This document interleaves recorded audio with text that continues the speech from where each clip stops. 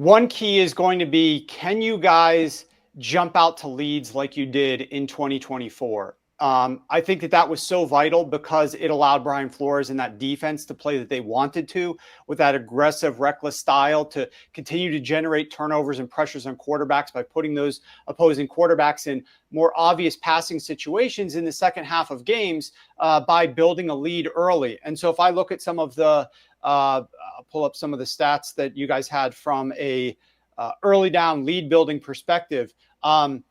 You ranked number 2 last year in first quarter points per game after ranking 28 the year before. You scored 109 points in the first quarter instead of 40 the year before. You led by a total of 62 points at the end of the first quarter last year across your 17 games, compared to trailing by 29 points in 2023. And that swing of 91 points allowed your offense to stay patient. You had a pretty high run rate on early downs, and you were able to work the play action game off of that.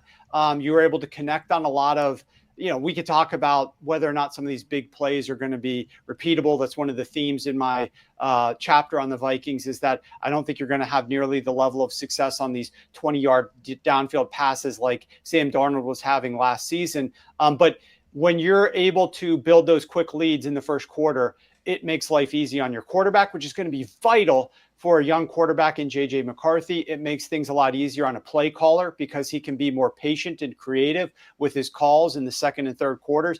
And it also helps your defense coordinator. So I think that's one of the key themes is, can you guys figure out a way to still stay aggressive enough with a young quarterback to build those leads?